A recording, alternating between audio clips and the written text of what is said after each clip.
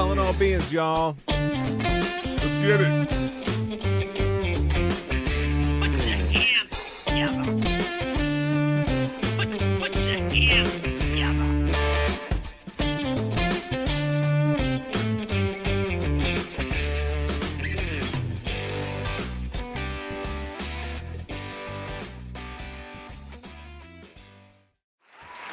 Can I get a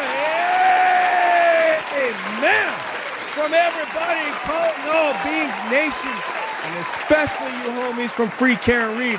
What's going down, party people? Welcome back to Calling All Beings. I'm your host, DJ, and this is the first ever inaugural. We talking about the number one ever Calling All Beings listener roundtable. So we about to get up into it. We're going to introduce to you who will be on the show with us this evening, the listeners who have supported us, who have been in the chat for us, who have contributed their heart, people that have moderated for us, that have tweeted out the show for us, stuff that has really helped the show out. So we're going to bring them on. I'm going to read a quote that I think is germane to this movement and what's happening with the people in Canton, two of whom I spoke with today. And then we're going to get a live report from Beatrice on site at Tom CPU's event. And I know I wish I could have that up on the screen right now. I hadn't thought ahead on that one. Let me get that real quick before we bring the ladies on, these warriors who are, in this case, from afar, sort of fighting along with you all, that are, though they're physically separated from the fight, they're with you. And it always, should make people feel good when that's the case, when they're not alone. So let me get to this real quick. This is Tom CPU's event, and is the Family Holiday Vendor Craft Fair fundraiser. And if anyone's in the mod that can bring that up on Twitter. Oh, and I'm start saying hi because we got oh man, Valhalla Law is back in the building. What's up, girlfriend? We got lots of people to say hello to. I hope Deborah Holmes comes in so I can say, what's up, Holmes? But without further ado, let us bring in the members of the roundtable. I'm going to start from right to left on my screen, or left to right, rather. And then I think Britt's going to join in this roundtable because we needed to fill it out a little bit. And so Britt, she's kind of like a Leatherman, like a Gerber multi-tool. She can fill many different roles. So let's start here and get with this right here. And let's start off with our Canadian friend. She goes by Dr. Jones, Virtual Juror 07 on Twitter. Her name is Jamie, or she's called Jamie, if we're speaking in sort of British Canadian parlance. So party people, put your hands together for Jamie.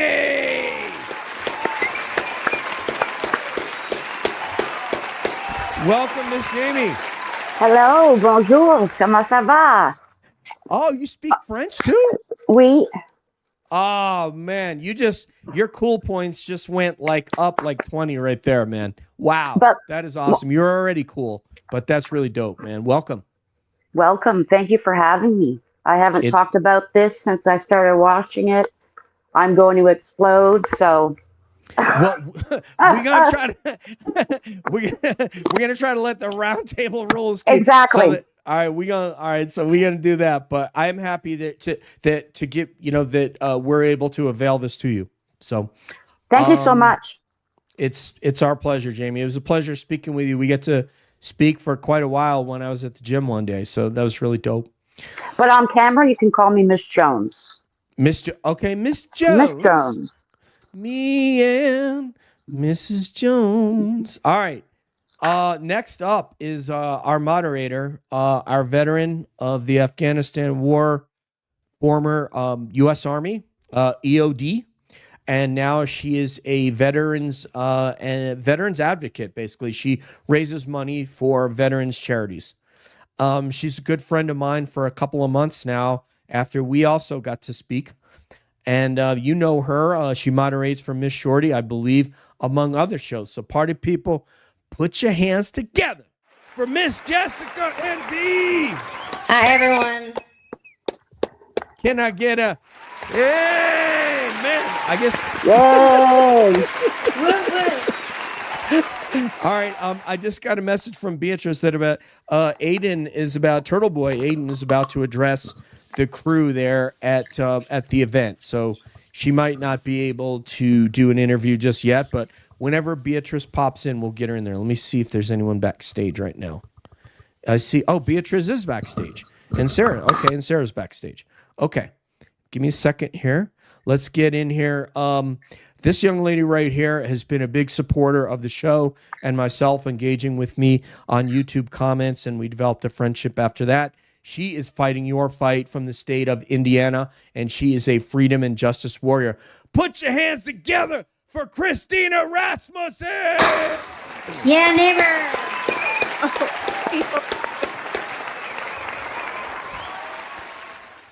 Okay. Welcome, Christina, ma'am. Hey, how are you? All right, I'm doing well. Welcome. It's good to finally get you on air. This young lady here probably just had an amazing show. I didn't see any of it due to what I was doing, so I'm going to have to catch it on replay crew. But she is a musician. She is a host on TikTok, and she is now a host on YouTube, and everybody going to know her name. Put them together for my homegirl, Britt Happens! Yeah, Everybody, Woo! She has glad to hosted be this here. show. So She has tan. co-hosted this show. So there she is. All right. Up today, Brett. Great job. Oh, thank you. It was quite chaotic, DJ. I'm sure you'll see what happened. Well, you know what? Who hasn't had a chaotic show? Show me a Exactly. content creator that hasn't had that. I want to see You that. were rolling with You the might- punches, yeah. Brett, you might as well get thrown into the fire. Nurse Kim's a great way to do it because she just That's brings right. everybody. She's the top two. The next right here I want to introduce is she is Boston Girl 58. Is that right? But we know her as Sarah in Shock and Horror, and we've recently become acquainted. And man, she is just a pleasure. She's like all of you, sharp intellect, sharp wit, and let's face it, women are leading this damn movement. So party people, put your hands together for none other than Sarah Shock and Horror. Hey, everybody. You guys hear me? Yes. Yes, we got you loud and clear. Sounding good. All right. I know enough French to let people know that I don't speak French, so take that for what it's worth. That's more than we can say for both of us. This young lady who's about to come on air with us is live from Tom CPU's event. While she doesn't speak French, I'll tell you what, she speaks hella Spanish because she was born in Cuba. So party people, put your hands together for my co-collaborator and my homegirl, Beatrice! Hey, hey, hey. Yeah, on location. All right, you're going to catch the end of Maz's speech. Oh, he's handing it off. Hold on. Let's see who else is going to talk. So that was Maza. All right, homegirl. Welcome, Beatrice.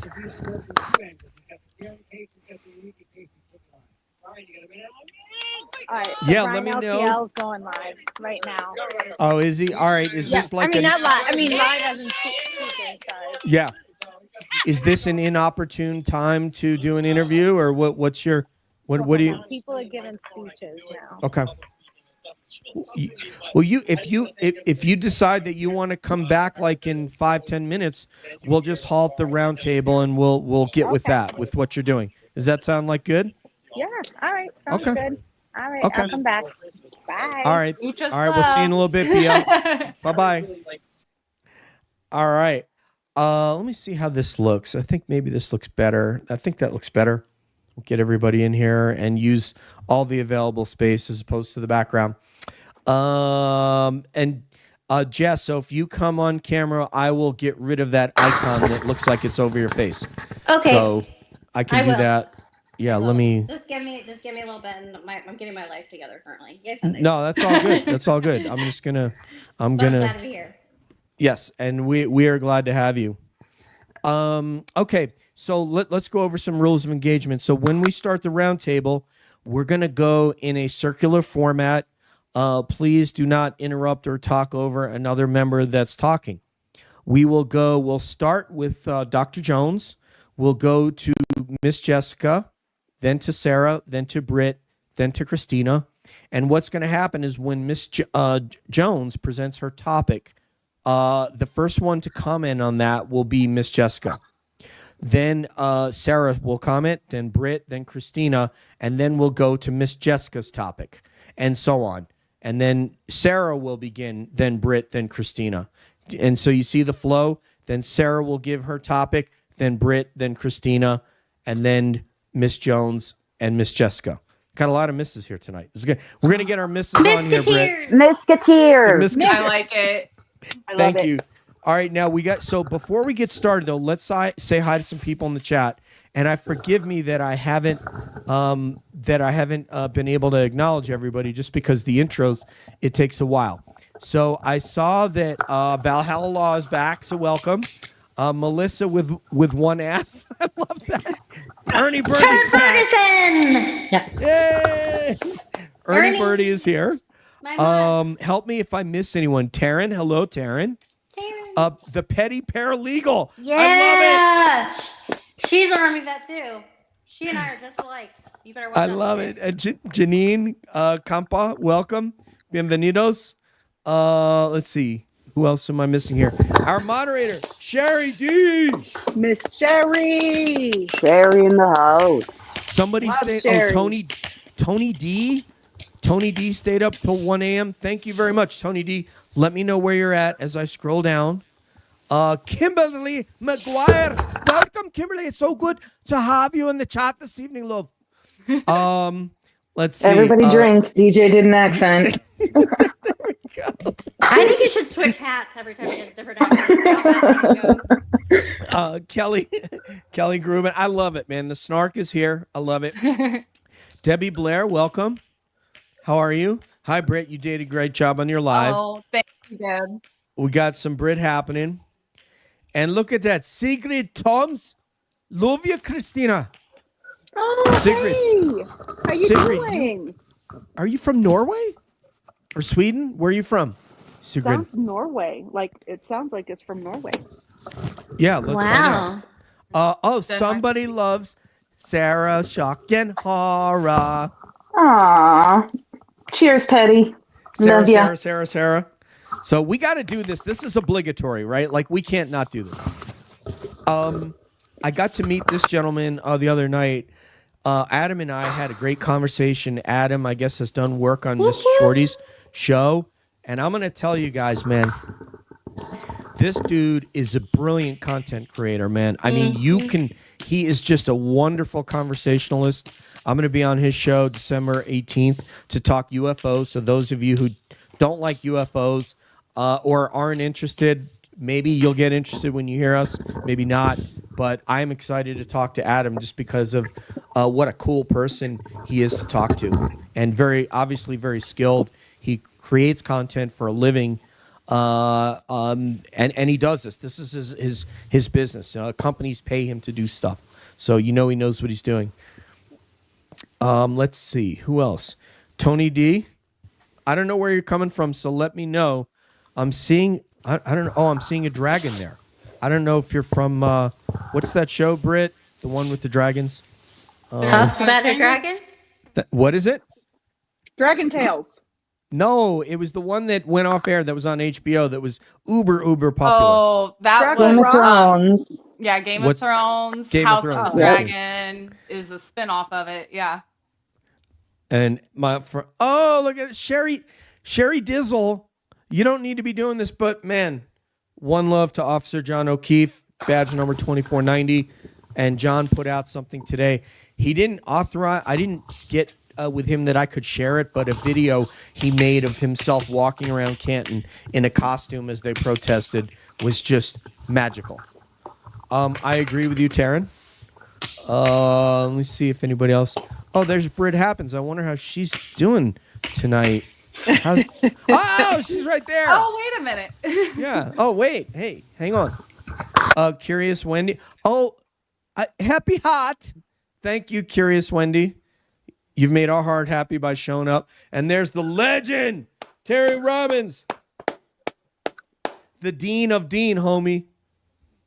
Okay, I think Ken Hathaway from Nottingham. Can I interject real quick? Sorry. Yes, ma'am. Sorry. Lampire Radio, Adam, you need to stop acting like you're not incredible, because these people who have not seen your show will love it regardless, no matter what you're talking about. Amen. It is incredible, and I always tell him he doesn't give himself enough credit. It's incredible. It's very concise, and it's very thought out, and you'll be very impressed. Okay. I have no doubt, and no problem, Ken. It was an honor to be able to do that. It was an honor that you asked me to do it, that you care enough about me speaking about it to ask me to do that, Ken, to your wife's parents. That was dope. I think we got everybody, so I think we're good to start the show. I want to start off with a quote from Winston Churchill, if you don't mind. And this is basically to the standout warriors that are out there doing their thing. So I'm going to put on my glasses, and we do have some British folks here, so I think they'll appreciate that.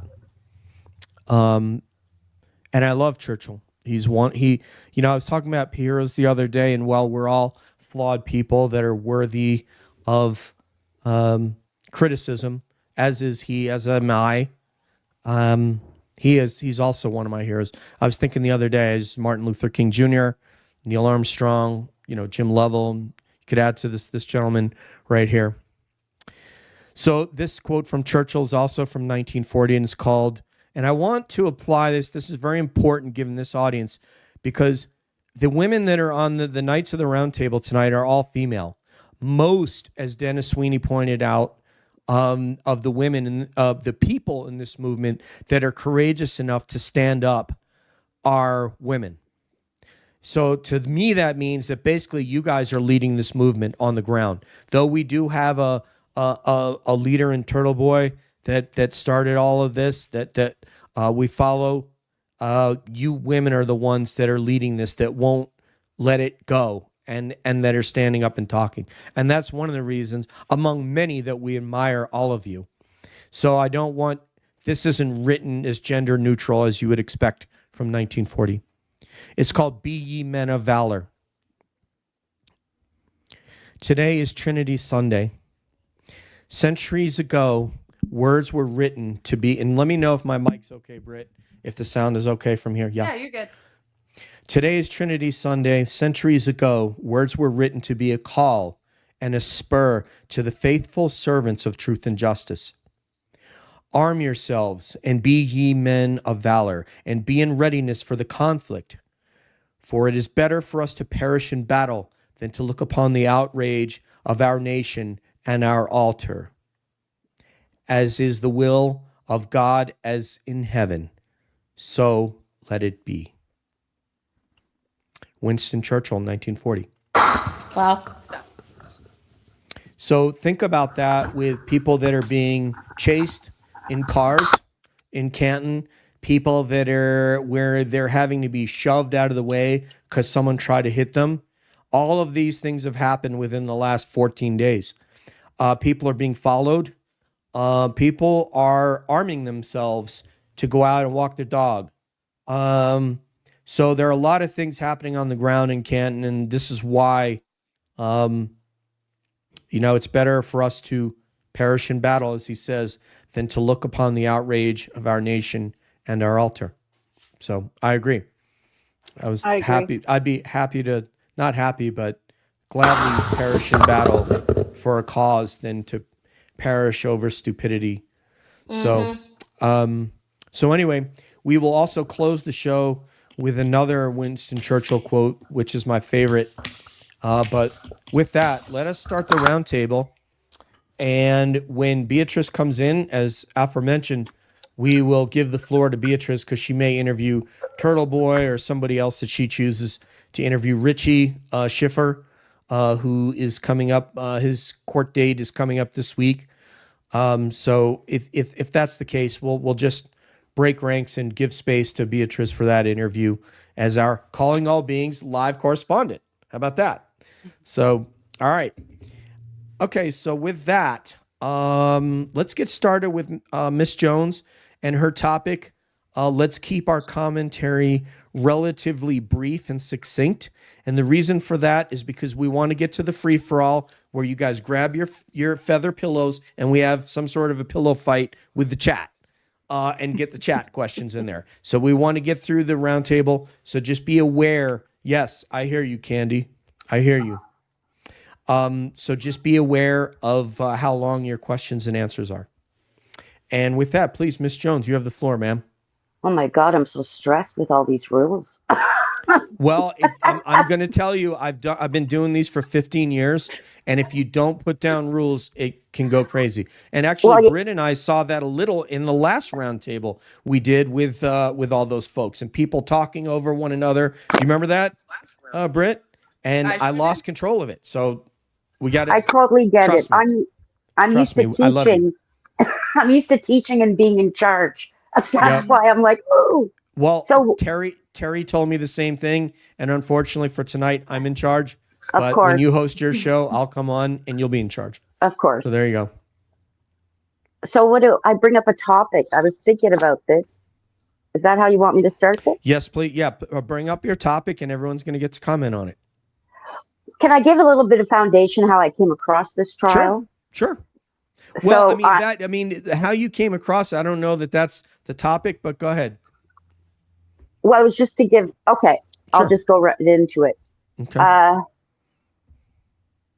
was thinking, so this is about the trial, anything we want with the trial. Yes. Or the case, anything about the case. Well, I'm doing a replay, a rewatch. Sorry, I was thinking when they go back to trial, if it happens, I would like to see them bring in a psychologist or somebody that's trauma informed, because if they're going to go with the motive that she's a crazy psycho, I got to watch my language on here, and her motivation, if you have someone that's obviously, I'm an educator and an advocate, but someone with expertise like a psychologist, they could explain that's why she's acting out. Because, so I thought that would be good because they didn't. You could do a play-by-play and the emotions that she felt. And then, sorry, I'm getting distracted with the clapping. Because remember when his brother was on, she's like, oh my God, it was consciousness of guilt. She left us. But it's like leaving a relationship sometimes. You think of the bad stuff in order to go away, right? So it's just like a flight response. So I don't know. I'm thinking that might be handy if they're going to go with that motive. So to sum it all up, can you just summarize that? Sorry, I have ADHD, so I might be all over the place. But everyone here does. We're good.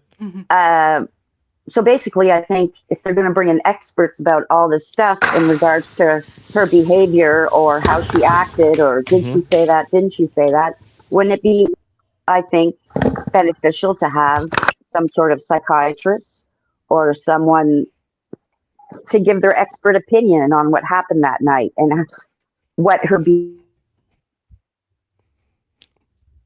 she just I don't got know cut if that's off. clear enough, but no, it is, and you just got cut off. But I get your point, and this is really interesting because nobody has brought this one up. So please, Jessica, please give your take on that. Well, thank you, Ms. Katir. I really appreciate it. It's so nice to meet you officially. I absolutely 100%, 1000% agree. Just in my own personal experience, the trauma that I've experienced, different things, it doesn't hit you until later on. That's what I think. However, your actions may be. Can you guys hear me? Yes, ma'am. Okay, we got perfect. you good. All right, sorry. Your actions at the time. I mean, I've made calls to guys trying to get them. I've made calls and left voicemails. Trying to get attention or whatever. I think it would be really good for a psychologist that is trauma informed and understands also the fact that she's dealing with medical issues as well, because that plays a big part in her life.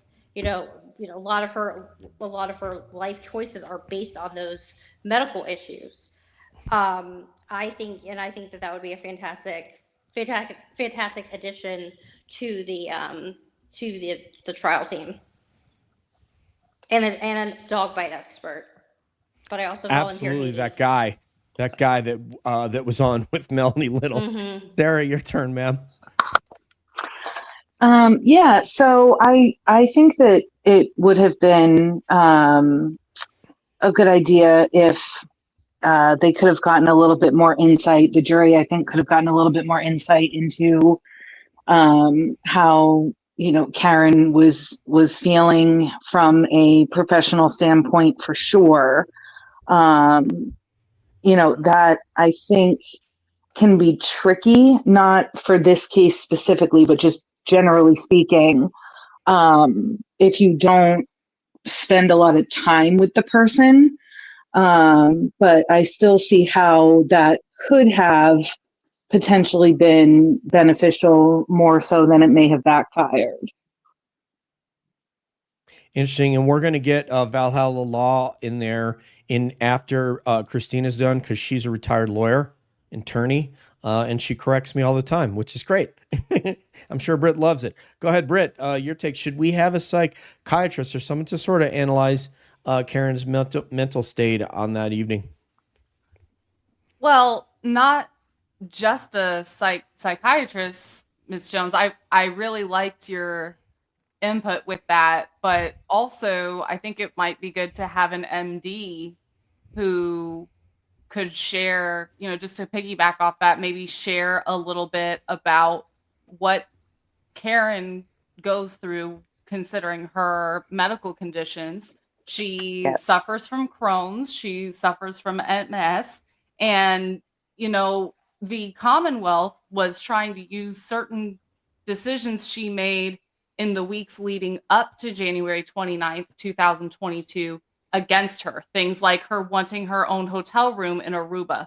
Things like her wanting to leave 34 Fairview, because she even said in her own words that she had to use the restroom and she was tired of waiting there in the driveway. So she just drove to his house. So a psychiatrist might be a great addition. And an MD may also be a great addition to kind of refute some of the Commonwealth's theory that those decisions Karen had made was because of a failing relationship. Not necessarily. The decisions made in Aruba, for example, were because of Karen's health. Great points, Britt. This is why we pay you so much. It's just like, let me see. Well, yeah, right. Where's that? And it's funny is because Adam just caught Jess modding and being a guest. And he called her out. But I'm loving this topic already. Christina, please, ma'am, would you weigh in on this? Yeah, sure. Okay, so usually, from what I've seen in a criminal case, I'm surprised that the Commonwealth did not file a motion to actually have this done. And I think the reason why is because, obviously Karen had a lot of things going on that night, not only physically, but mentally as well. I mean, everybody is sitting here saying that they were in a fight on the drive from the waterfall to 34 Fairview, which we don't know because we were not in the vehicle. But if there was a fight, then she would obviously tell the psychologist, psychiatrist, whatever the case, we did have a fight. So that would basically mean that she would have a reason to plead an insanity plea if they are trying to say she did that because she was feeling a certain type of way, which I'm surprised that they did not motion for her to do that, since they, first of all came with one charge and then a few months later came with the murder charge. But it's a good question. Definitely a good question. That was good, man. Right out of the gate. Miss Jones, great job. I just want to, what Britt was saying too, is a medical doctor for her, that's Crohn's, right? She has, if I recall. She has Crohn's and she has MS. MS, yeah. Because that too, can't that affect her blood alcohol level? Like, that was a whole other thing too. But you're right, like a psychologist or an MD, because we're talking about during COVID. Like, this was during COVID. They're all fucking, oh, sorry. They're all like What's your emotion. language, love? You can't Timer be out. talking like that. I up in get, here. when I get passionate, I sometimes It's okay. swear. Me too. You But know what? I think it it does was- it. Me This too. case does it to us. Jamie, I'm sorry. Go ahead, love. No. Well, it was just like you could break it down, right? Because they're saying all the stuff, and like, so she was drunk, and then she was in a rage, and I mean, I think it would have just given a perspective on trauma, because they're like, oh, we had to do a section. I don't know what you call that in the States again, and it's like why aren't these people trained in trauma informed care? I could have probably calmed her down in about 5-10 minutes if I just sat with her. You know what I mean? Mhm. Like, why are you going to get shields for all that money they spend? Anyways, I can go on about Canton, but I think it would have been a complimentary of the way they characterized her in the motive and the craziness and her behavior. So that's all I have. No, you made a great point, and I hope we're I gonna was go. clear. No, you did. Absolutely. You were. You did. You made a great point, and so I'm going to go to what some of the folks in the chat said, and then we'll go on to the next, because we want to be really inclusive of the chat here, because I've kind of realized like they're part of the show. The people in the chat are part of the show, which is how you guys got on air tonight. So let's go with Valhalla, our retired lawyer, and she says, in her opinion, it's beneficial but risky in court. Opens KR up to having, I think we're going to have you read tonight, Britt, don't you worry. Opens up KR to having to do mental health exam by Commonwealth experts. Wow. So that's something that none of us thought of, but because she's an attorney, retired, but an attorney nonetheless, that's something we hadn't thought of, that she could be required to do a mental health exam. And depending upon who they get to do that and how dishonest they are, like everyone else on their side, what that could portend, plus, cross-examination on that issue. Well, now that I think of it, though, Karen's not on the stand, so they couldn't do any examination, cross-examination on her, but they could have someone testify as to her mental health, which is what Valhalla Law is saying. Maybe it's beneficial but risky. So you got kind of a 50-50 there. All right, let's go to Kevin from Ireland. Kevin says, no need for a psychologist, in my humble opinion. It's 50-50 with jurors, whether they believe it or not. Also, we know some people handle crisis like a champ, others fall apart, and some go mute. So Kevin might just totally thrash me for my Irish accent, which is okay. It's okay. I got thick skin, man, from AFSOC. So anyway, so yeah, that would, I think Kevin is kind of like, 50-50 as well, how they would handle that and adjudicate that. And then the last one we have from the chat is from Proctor's Warden. Go ahead, Britt. Okay. Proctor's Warden says, I don't think a psychiatrist is needed. Karen's condition doesn't say she hit John or not. Evidence, timelines, and ARCA experts tell us that she didn't hit John. So I love that point. Yeah.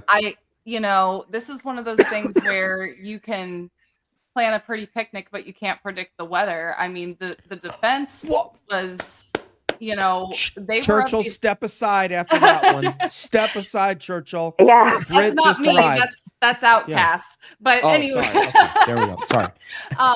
But it's absolutely true. The defense thought that they only needed 6 witnesses to completely prove that Karen Reed was not guilty.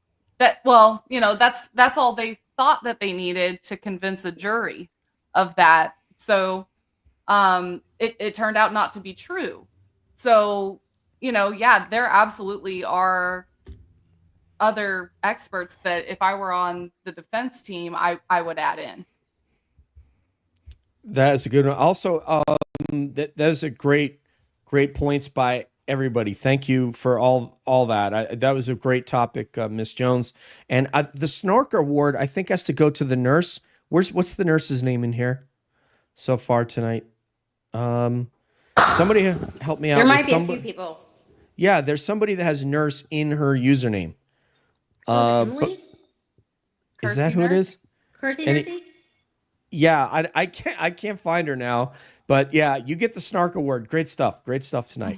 Let's go back to topics, and this one's going to go to Miss Jessica NB. We'll star you again, Valhalla Law, and we'll get you in there. We need beverage cams, please. The petty paralegal also. You might get. Oh no, yes. Great job by both you two. You guys are co-Snark Award winners for this evening. And Christina, yes, you can read the next tweet that we do. Please, Jessica, if you would continue with your topic there. Okay, my topic, I had a really hard time deciding which one I was going to not go on a tangent on. But, okay, so a lot of people don't know this. I was deployed to Afghanistan. I have experience with ARCA personally. The technology in 2011 when I got there, literally a week after I got there, we had what were called MRAPs. So EOD units were driving around with all their equipment, bomb suits, robots, all the other jazz. Anyway, so when we got there, we were a week into our deployment. There was three Air Force techs, EOD techs, that were locked in their vehicle. They could not get out because of the seatbelts, because of the door locking, all that. And ARCA, and so literally there was a rush to get all the trucks in the country upgraded because we were having so many issues with casualties. So I didn't know if anybody else had any experience with ARCA that they just may have not figured out later on, or not just about the hockey, but like in your personal life, like wheelchairs and things like that. Like I had a brother who had a wheelchair and he was constantly getting new wheelchairs. Because I don't think people really grasped, well, first of all, they thought that the insurance company brought ARCA or Turtle Boy brought ARCA. But I didn't know if anybody had kind of dove in and seen, everything that they do and if it had affected your life personally.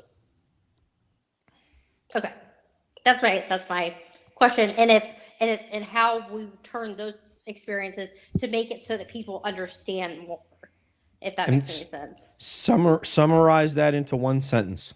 Okay, basically, if you have ARCA experience in your life, how would you tell somebody who's watching the Care to Read trial, hey, these guys are so smart, way outside Trooper Paul. And here's an example. Does that make any sense? Yes. So, okay. So essentially, Sarah, you're charged with comparing, contrasting.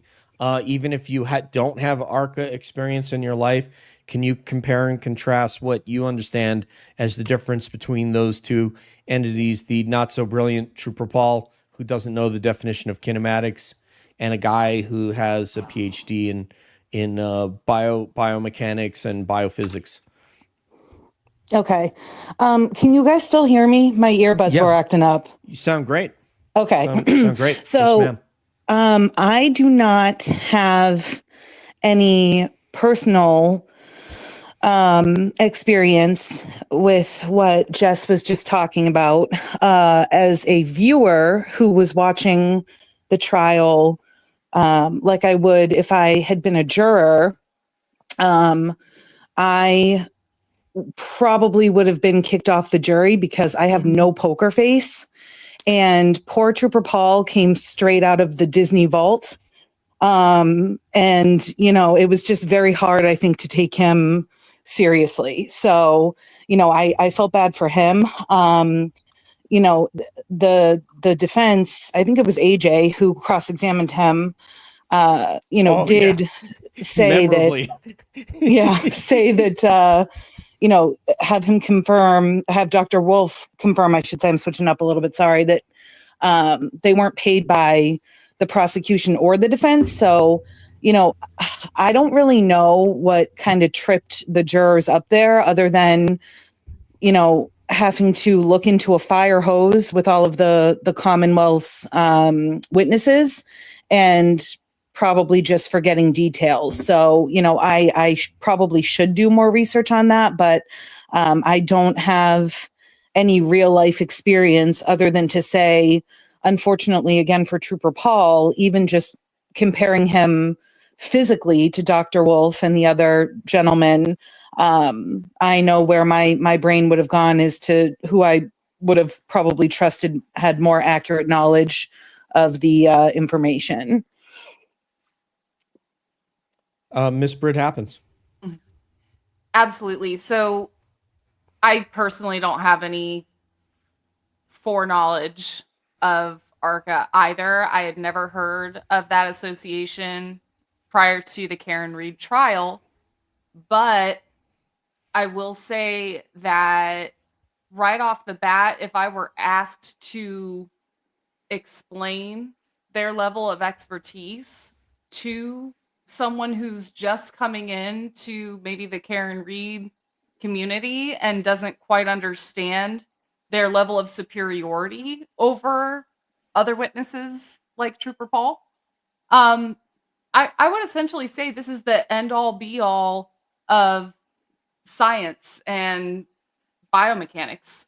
They work for the government. They work for major sports teams. The National Hockey League, for example, is one that they listed. These people are not paid hundreds of thousands or even in the millions of dollars to make an educated guess.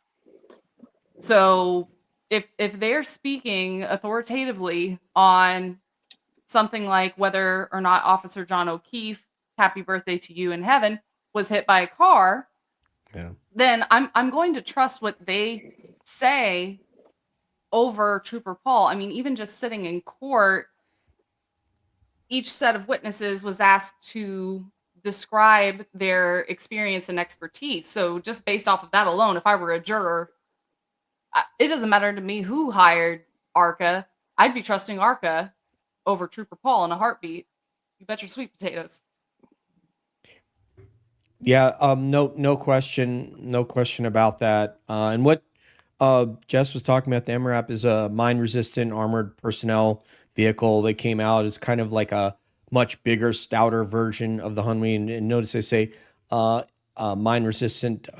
It's resistant is the key word there, not proof, because the enemy figured out some ways to get at them. So we have to counter with different things.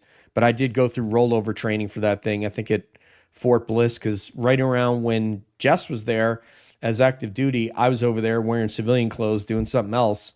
And I even had to go to an Army base and get training. But yeah, it's interesting that ARCA was involved in some of those things to figure out where the weak points are in that vehicle, so that we could reinforce those points, because the enemy would devise their weaponry in such a way to penetrate the additional armor that the MRAP was fitted with. So on to Miss Christina Rasmussen.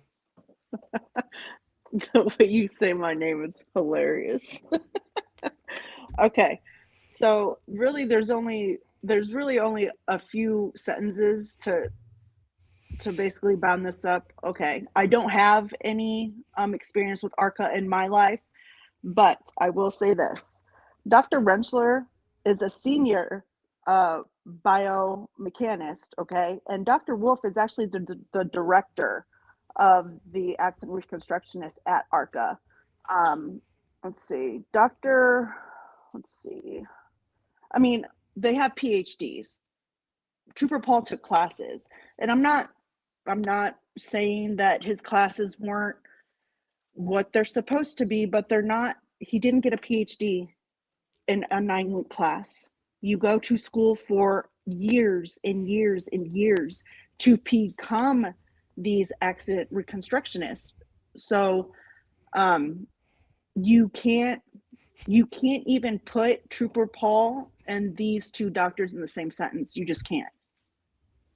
And that's what I have to say. Yeah, this is just an easy kill on this one. Unfortunately, for them, they weren't able to produce somebody, so they're going to probably try to hire somebody, and hopefully they're going to be able to get that information. I thought, to me, it was crystal clear what Alan Jackson said. The fact that when he said, did either us or the prosecution engage you in any way or speak to you or hire you for this trial? And they answered no. How the jury can be confused of that would make me want to administer some form of an IQ test. I mean, that would be my thought. We just have one starred here. Let me see this one right here. If you could read this one right here, Christina, and then we'll move on, please. Sure. Okay. So Bahala Law says the defense might be able to get some of the important medical info in from civilian witnesses who know Karen, but they'd have to work it in around other evidence. Interesting. So there is sort of a methodology there. We totally forgot.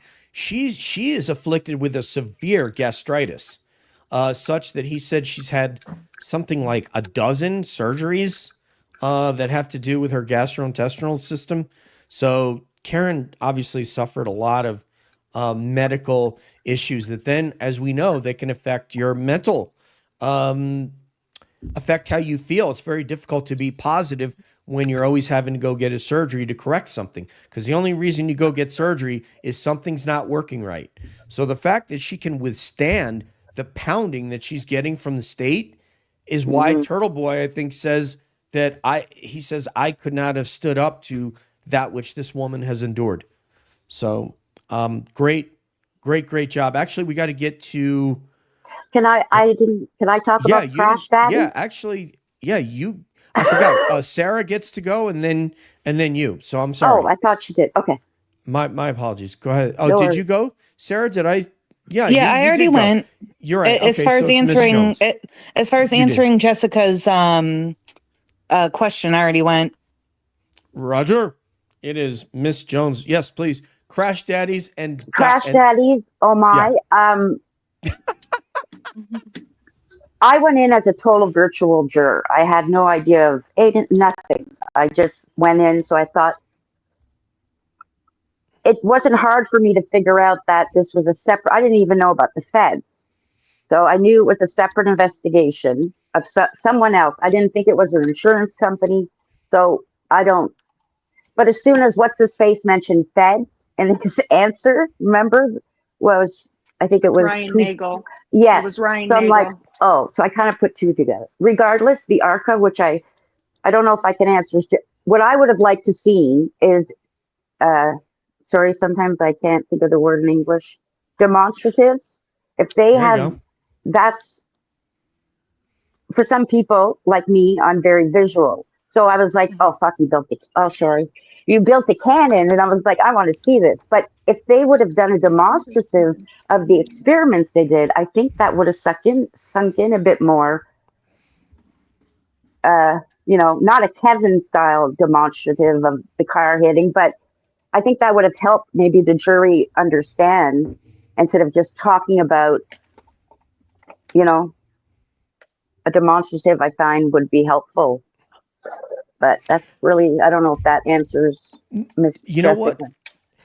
I want to chime in on this one myself. I wasn't going to chime in, but I have some thoughts about this that I have that I've spoken about before, and I'm going to bring it up again. And I know that I risk being stoned in the town center in 17th century England right now, and I'm probably going to deserve being stoned to death. I don't think that they reconstructed the accident the way that I would have liked to have seen them do. I would have liked to have seen them take an anatomical weighted dummy of John's size and weight, position that dummy in some sort of a parking lot area or closed circuit, and then back up into that dummy at 24 miles an hour, even with a rock glass in his hand. Even positioning, they have these anatomical dummies. If you've seen Forged in Fire, where they make the swords, they will use an anatomical filled with blood dummy that are very beautifully constructed. It looks just like a human, and when you cut into it with a certain amount of force, it will bleed. And if I'm sure these dummies exist, and I would have liked to have seen him exactly the prosecution says, with his arm holding a drink at a 90-degree angle, and then have them back up a 2021 Lexus 570 at 24 miles an hour and see what happens. See what happens to the bone structure, and they can fit the body with sensors and all these sorts of things. So you can see That's how they do. That's what crash test dummies do when they Right. test vehicles. When I forget it's the IHTA when they test vehicles for safety. And I I'm would have liked to have seen them do that for this trial as opposed to shooting a friggin' glass at the taillight at 29 miles an hour.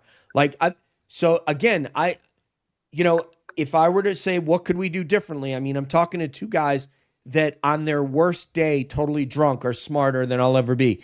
But that's what I would do differently, is to recreate the accident that the prosecution said happened, as opposed to firing a shot glass out with a cannon. That's all I got. Let's go on to the I next. agree. That's what person. I was thinking. And I'm sure they have the facility to do that and the resources. Yeah, it's probably. Well, the resource is going to have to come from the government because they're not going to pay for it. So someone's going to have to spend whatever it costs them to do this. It's going to cost a lot more to do that because they're going to have to get a vehicle. You got to go through all kinds of steps, but it's within the financial means of the Department of Justice to pay for it if undesirable. Go ahead, Sarah. Your turn. Okay. I am curious to know what everybody's most memorable, which can be positive or negative, memory of the trial is and why. Oh, Hmm. I like that. Me too. Yep. I got one, but Oh, I ain't in Sarah, the round that's table. Go ahead. Go ahead, Britt happens. Okay. What jumps out to me when I think of the trial itself was the tension that you could cut with a knife as Jennifer McCabe sat there staring daggers at Alan Jackson, staring lasers at Karen Reed and David Yannetti, lying through her tooth as she was looking right at her phone records, right at any police reports that conflicted what she was testifying to, and just telling us blatantly, oh, well, I don't know what he said in his police report, but what actually happened was this. Oh, the phone records are wrong. The Celebrite extraction was wrong. What I actually did was what I'm saying to you now. That was worthy of making my skin crawl, just watching that. Excellent. Miss Rasmussen. Okay, so I think it would have to be Karen Reed was framed. Perfect. Was the first part, and was it. And then also every day seeing everybody's beautiful face on that sidewalk every morning. It was great to see. I love the boots on the ground. Keep going, guys. Rock on. Rock on. Miss Jones. Yes. Oh, I love that question. Hold on. Sorry. My son has special needs and that's why my phone cut off because I had to text him. Okay. The question was, what was like some stuff? Sacrifice. I'll start talking to you in French when I'm angry.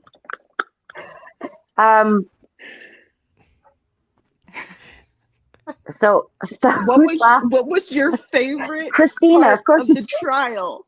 My favorite part of the trial. Well, most I had memorable, two. Yeah. Most memorable, I had two. It was when the guy didn't go into the house. My mouth dropped. I'm like, oh, like it was like sometimes I have like these trial orgasmic moments. So like when I believe it was AJ that was cross-examining him. And the other moment was, and it was the Proctor text. And as soon as he used that word, which I can't say, people might find it odd, but I started laughing because I was like, at first I wasn't really angry, but that's just because it's just a massage. Sometimes my pronunciation's off, but the misogyny, the misogyny, the sexism, and I just laughed, and I'm like, wow. And I'm thinking, I couldn't be on the jury because I'd get up and be like, this is a shit show, I'm out. Like, It was just, and how he was looking, and I'm like, you're so full of caca. I'm like, I just can't. So, anyways, I just found that, and I know it's upsetting to some people, but I'm like, hey, this is locker talk. The mindset that is still in. I mean, I'm an army brat, so I know how this sort of, you know what I mean, like this I grew up around it. I've learned to deal with it, but I'm like this, and I don't shame people because I've been shamed and stuff. But I applauded Jackson when he went, and shame on you. I was Yeah, like, that's deserved shame.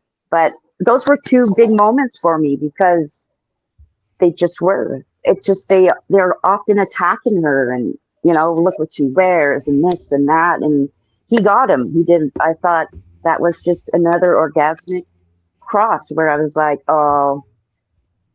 So to tag on your point, Miss Jones, it was great when Jackson followed with, "So you hate Attorney Yannetti? He's right there. Go ahead, tell him." Yeah. And Yannetti's just kind of like, just nodding his head, like, "Yeah, go ahead, tell me." So Yannetti's really. I Go ahead. that was, Sorry.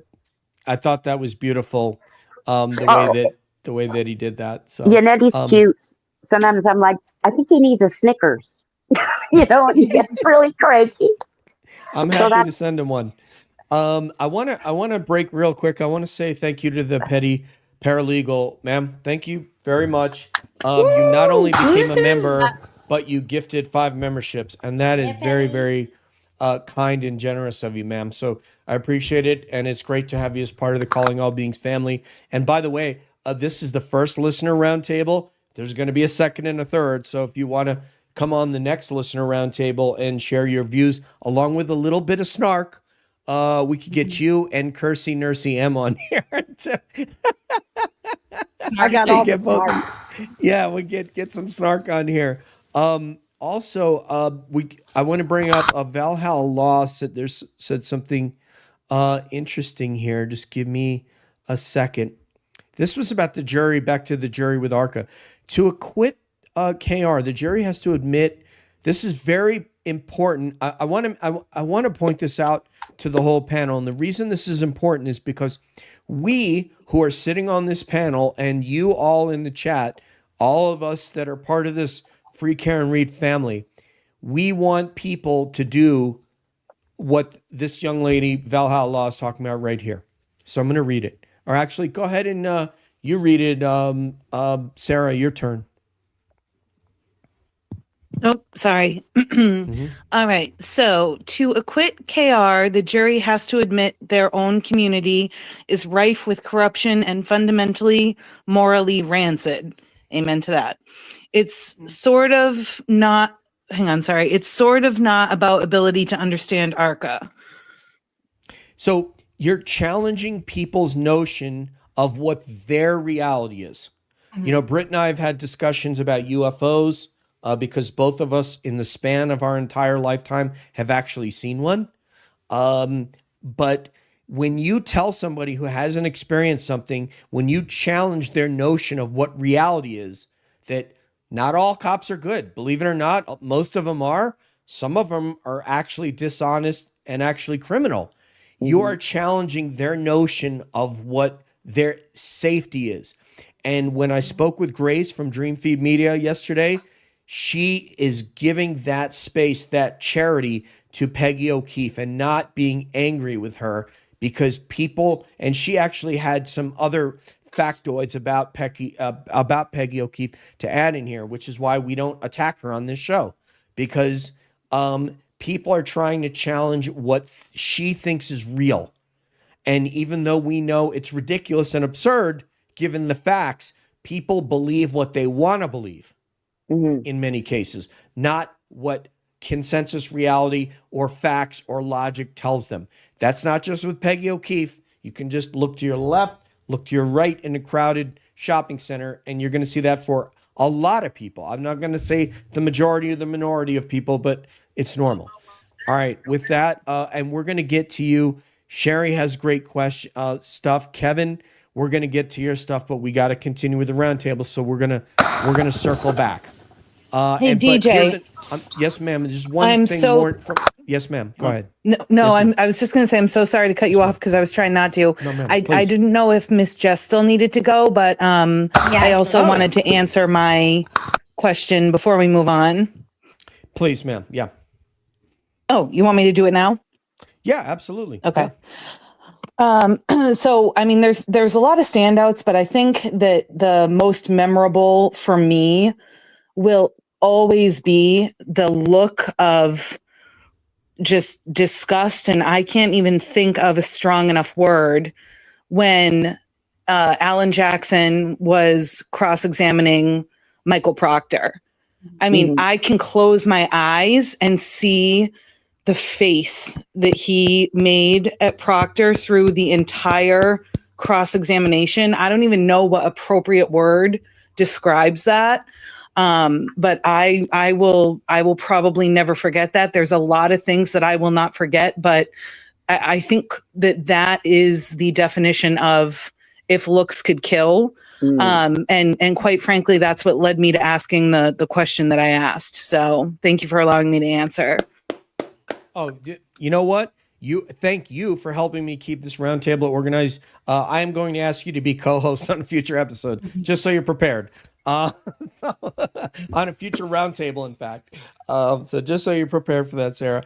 And thank you for correcting me on here, Kersey Nursey M, because she pointed out the Crash Daddies didn't know the Commonwealth's theory. They had to hypothesize, and that is the most salient point. So maybe I don't deserve to be stoned because they didn't know. So I'm just coming up with a different way they could do it. But I should have known that they had all that information, they would have probably done what I said and just said, oh, we'll just recreate what these idiots think happened so we could prove it didn't happen. Anyway, all right, I'm sorry. Miss Jessica and Beezy, your most memorable moment of the trial, ma'am. Okay, so I'll keep it short. Obviously, DJ, you know this about me. I've really struggled with my mental health over the last year or so. And the reason why I started watching the Karen Reed trial, to be honest, is because I, here in Chicago, have been a victim and a witness of a very corrupt federal investigation, and literally have been alone with a lot of it, and it's very scary. And it was just so interesting for me as people went on and they learned about it.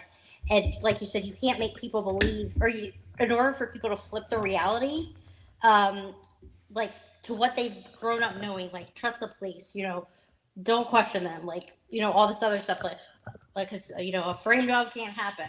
It was just so interesting to see people's, their brain shift, especially since a lot of people came into it not really knowing a whole lot.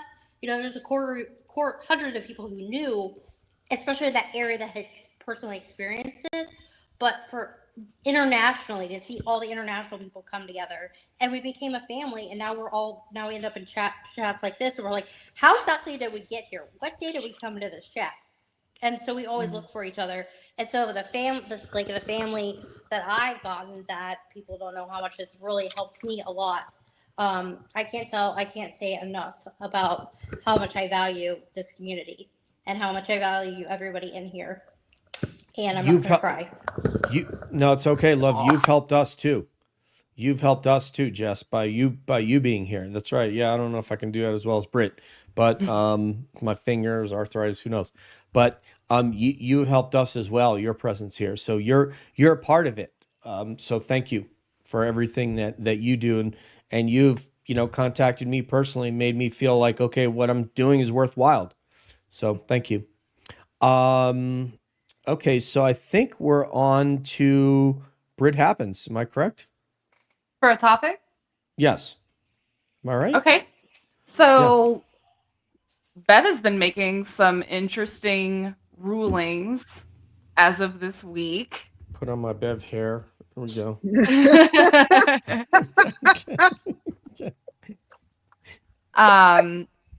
Obviously, we are aware now, but in case someone isn't who's watching, that she ruled against turning over the phone records for Karen Reed's father, Bill Reed, and her mother, Janet Reed. And we also got a big fat middle finger flipped from her to journalism She ruled in favor of the Commonwealth's motion to receive Gretchen Voss's personal notes, Gretchen Voss's redacted material,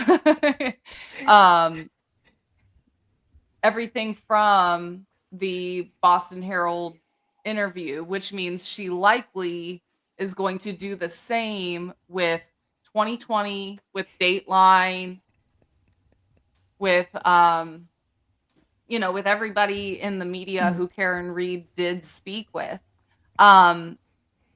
That being said, I mean, she did shock us pretty big with that one. How do you think she is going to rule on excluding Dr. Marie Russell, our dog bite expert extraordinaire? Do you think she is going to have Dr. Russell removed? And if so, do you think she could face consequences for that in her career? Miss Christina Rasmussen. So I think that she is going, I don't think she's going to exclude Dr. Russell. And the only reason why I say that is because I mean, she gave her such a hard time during her voir dire last time. I mean, she was, in my opinion, she was pretty disrespectful towards her when it came to her basically spewing off everything that she did. I mean, why didn't she become a lawyer? She should have had time, right? I mean, Dr. Murray, she was a cop. There were so many things that woman did, along with take care of her parents. And it's just the way that I say Aunt Bev, because I think of Auntie Deb. Sorry, but thinking we're projecting. But, yeah. The only reason I would say she would basically allow Hankey's motion is if for some reason she knows that they're not going to be able to find an expert to dispute her.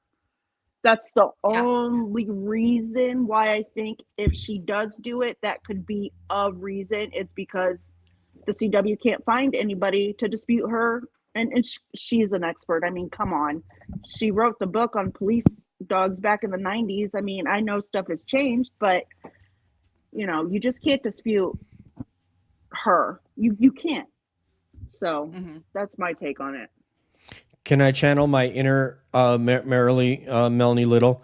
I think she said, Melanie said something to the effect of, I don't think a canine's jaws and teeth have changed a whole lot. I don't think they've evolved like the saber-toothed tiger, like much differently since the 90s. So I think we're good on that.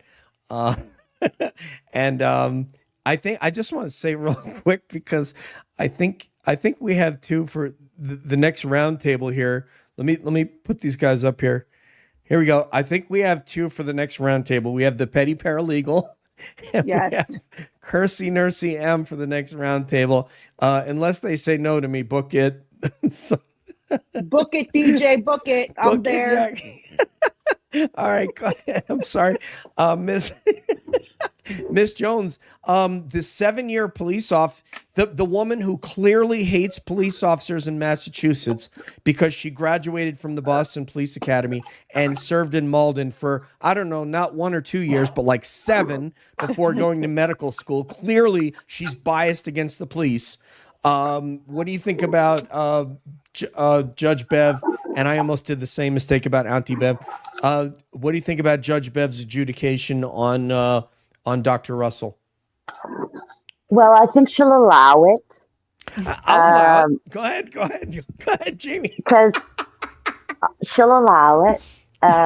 Because if she doesn't allow it, that might, I don't know. You never know what she's going to do, just like you never know what a jury's going to do. But if she doesn't allow it, it just doesn't really make sense, does it? Like, I don't know. It's hard to say. That's all I got. Yep. Miss Jessica NB, what do you think about this hearing? And is it a Daubert hearing to redress on Dr. Russell? Well, personally, I think she's gonna make her take a red eye and make sure that she doesn't turn and burn. Can't you take the red eye, Dr. Can't you Russell? Or take the right eye? Go by train and make sure you get there all within the same day. You got to come in and get out. I think that if she does, obviously I have different views than most people. I think that there is, if Judge Bev does anything, it is in any way switched from the first time. It is because she is, she's not corrupt. So I can't say that. She is swayed certain ways due to certain people or events going on in the area or in the state or whatever. But I mean, I think that she would, if she did exclude her, first of all, like Dr. Russell's like everybody's Meemaw. I mean, my grandma died during the trial, so I love Dr. Russell. But I also have dog bites, German Shepherd dog bite scars on my leg. So I'm like, I don't know. If she does, it'll go bad for her either way. But hopefully, because I'd love to see Meemaw again, maybe give her a hug. Oh, I just want to like bake her a cake and take it to her house. Or give her, she does need the lifetime subscription of Boston Globe. Or I know. I mean, because that clearly shows her bias. Yeah, when shows did her bias. Can you tell the jury when you got that subscription there, Dr. Russell, please? We need your billing statements. Did you pay it in monthly increments or did you pay for the year at once? I think the jury needs. Man, that was like painful. Yeah. So, I'd like to ask this of Valhalla Law. To me, if for some reason she would rule against, in this Dalbert hearing, if she would rule against having Dr. Russell as an expert, I would ask Valhalla Law, but I think that would be just ripe for appeal. Like that would be one of like several different things. Not to mention the Sally Port video, and which should have been, Brady material, all that sort of stuff. right. So, yeah. So thank you, thank you, Shelby. Thank you so DJ. much. Yes, ma'am. Vermont Bread says that Valhalla Law has left the chat, so she won't be able to answer.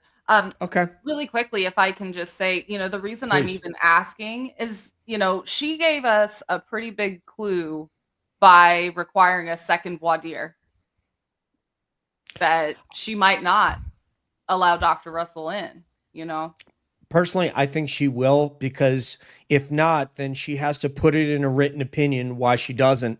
And then again, that will be open. That can be, in my opinion, if we do have somebody here who has a legal background, I think it's right. If the petty paralegal, I think it'll be ripe for appeal if she doesn't. So I think they could take that to a higher court even. That could be a motion at the SJC. So I don't think she will do that. I think she's just allowing the Commonwealth to do. This is consistent with her behavior throughout the trial, right? Ruling 9-1 against, and I don't know what Richie Microdots has figured out, ruling like 9-1 in favor of the Commonwealth over the defense. So I think this is, here she goes. There. She's here. Welcome back. It's tough because allowing experts as trial judge. Okay, so maybe it's not. Maybe they won't be able to appeal that.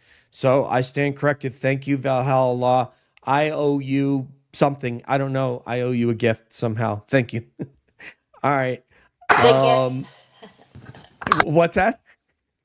I said the gift that Proctor's wife was supposed to get. Yeah. Yeah, after this is all over, I owe you a gift. And thank you, Shelby, so much.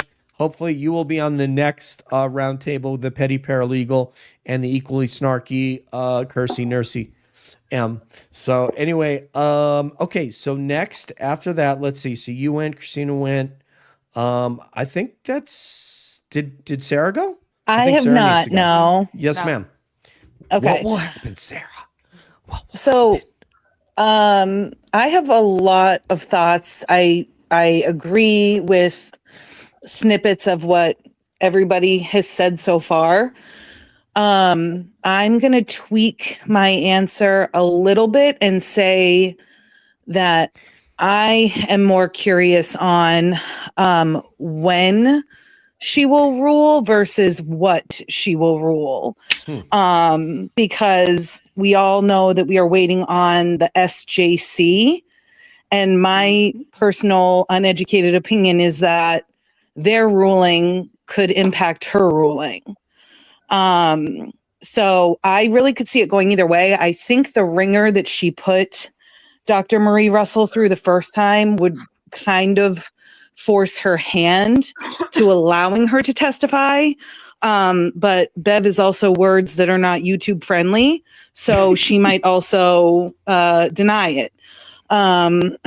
So I apologize for being a fence sitter, but for me, I am more paying attention at this point to what rulings she makes either way prior to the SJC's ruling coming back versus which ones are still on pause. That catches my interest more than anything else.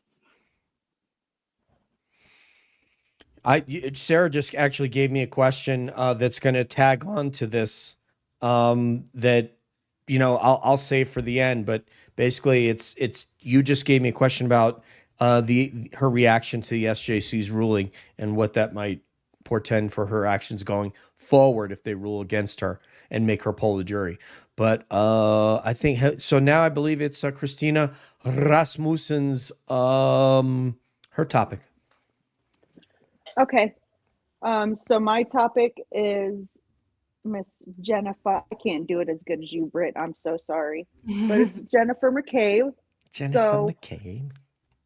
I have been seeing lately that people have been on her Apple Health data really, really going through it.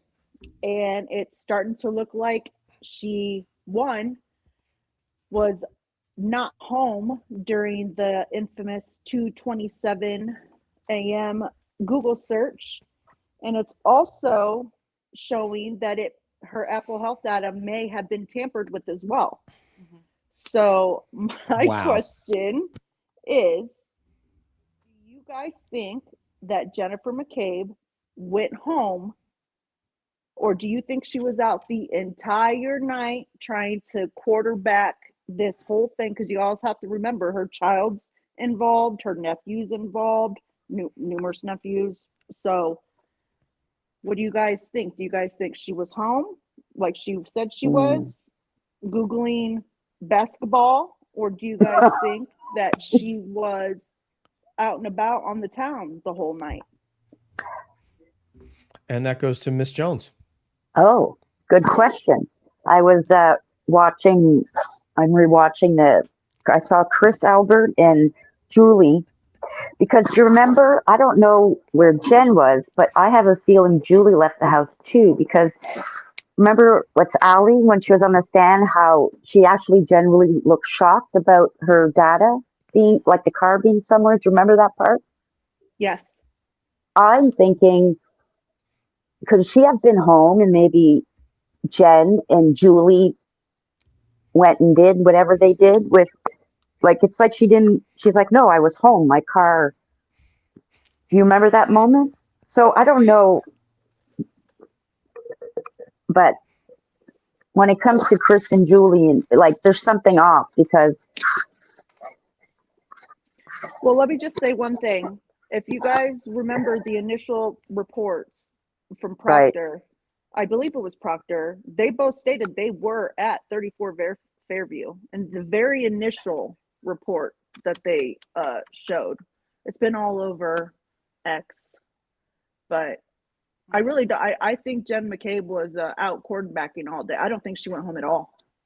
Yeah. I mean, from what I'm seeing, anyway. Miss Jessica NB. Okay, so I am a cyber nerd, whatever, tech nerd. That's what I do at night when I can't sleep. I firmly believe that that I was tampered with.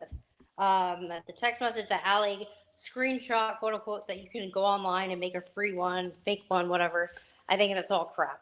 And I do think that I thought about that actually the other day about Jen being out, and I had never really thought about that. I probably saw it on text. But yeah, no, I think she coordinated this whole thing. She used her teacher. Everybody get in line. Everybody hold hands. Let's do this together. you know. Yeah, that's what I think. Got a And PowerPoint somewhere with all and the story. that goes to Miss Sarah Shakinwara.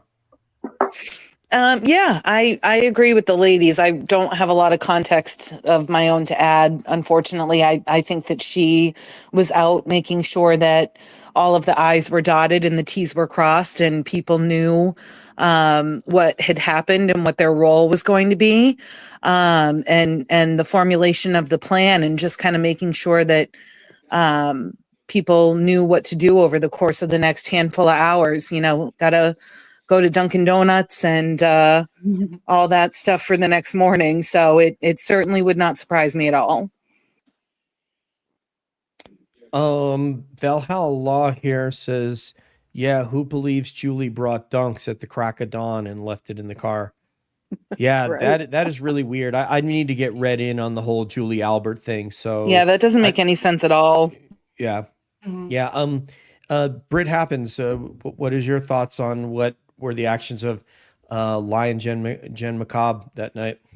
So I think there's only one reason that you would have the times in the Apple Health data being out of order. And there's only one reason that you would have duplicates in the times with two different heartbeats. What would that indicate? Oh, that indicates that it was tampered with 100%. Wow. Also, I looked up where she and Matt McCabe live. I'm not going to give it away hmm because I don't trust the public with that information. No, But absolutely not. she lives 2.2 miles. It's two miles and change away from 34 Fairview.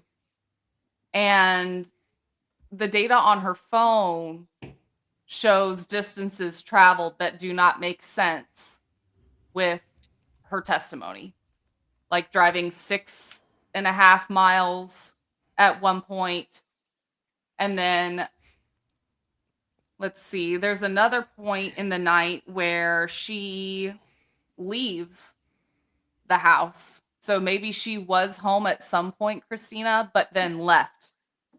Let me see here. I have it. So I think I know what time. I think I know what time you're getting ready to say. yeah, it's around 4ish. Yes. Okay. Interesting. She leaves the house. She travels like 3 miles instead of taking a handful of steps. She travels a distance measured in miles. So she actually left the home at some point, according to that data. She may have not even been home when she got the call from Karen Reed. So yeah, I believe it was tampered with 100%. This is really interesting. I'd like to just take off on Christina's point here. Do you guys think? Let me bring this comment down and get down there in the chat.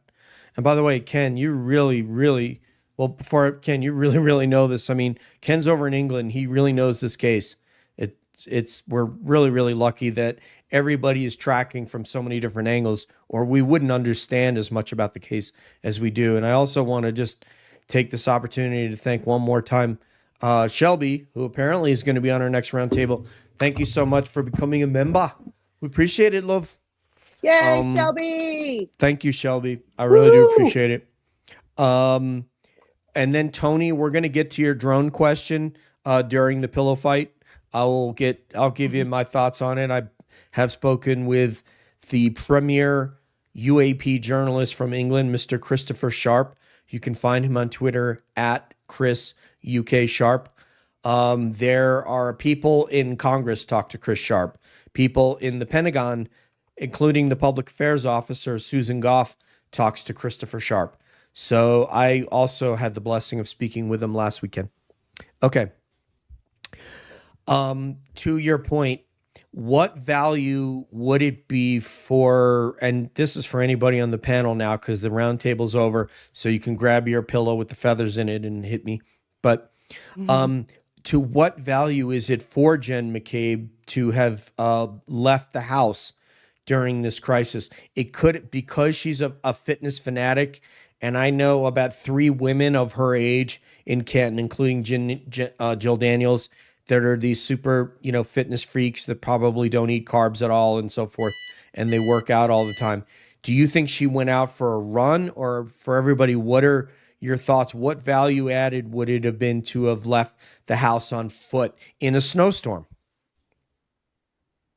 It's for anybody. When I was rewatching the testimony of Chris and Julie, as soon as Colin's name is brought up, and you know how he said, "Oh, they always give me a kiss goodnight" or whatever, I have a feeling maybe Julie met up with Jen, or they took care of something. I don't know if I'm explaining myself clearly. Yeah, Chris's wife, you mean? Chris's wife, because when he did the testimony, and I was rewatching and sort of diving deeper into the body language and the Colin came in and he gave us a kiss goodnight and whatever, like it just, something's off there, because like I said, Allie looked genuinely surprised. She's like, I didn't leave the house. So Can I? I'm done. Please go ahead. Yeah, go ahead, man. Oh, microphone. Sorry about that. I think that if they would have left on foot, they would have. There would have been no cars moving. So they didn't have to worry about any cameras picking them up there. I wonder if they left their devices certain places, or I'm just trying to think. Yeah, that's what I think on foot would be. That would be smart if they did. But then again, she Googled Hoslong to die in cold at 2:27, and probably I don't know what time she deleted that, but yeah. I want to see what a dumbass. I want to see the footage of the dog they found and going to, the little dog Ellie found, and she's like, "Oh, we brought it to the cop shop," and where's that footage at that time? Wow, I didn't even know that.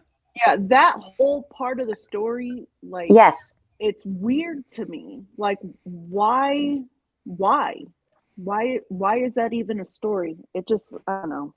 Did they check her car for fur, like Chloe? Like, it just, this stinks. We all know it stinks. Britt, what value is that of Jen McCabe to leave the house at that hour?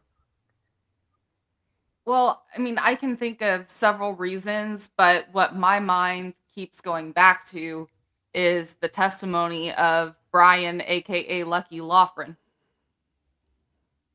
He drove by 34 Fairview twice that night with his snowplow.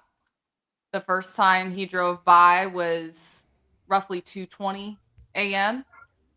He saw nothing in the yard, and there was, nothing that seemed out of place. Then he drove by a second time because his route has him on that street twice.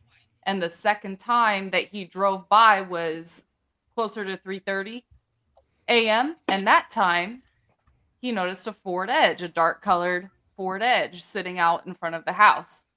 So that makes me wonder, was Jen offering assistance with whatever cleanup was going on?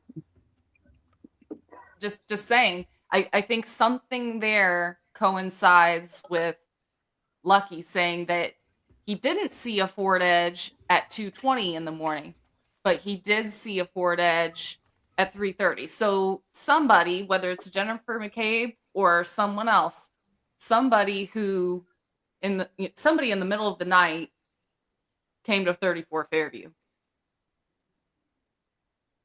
And who would that have been?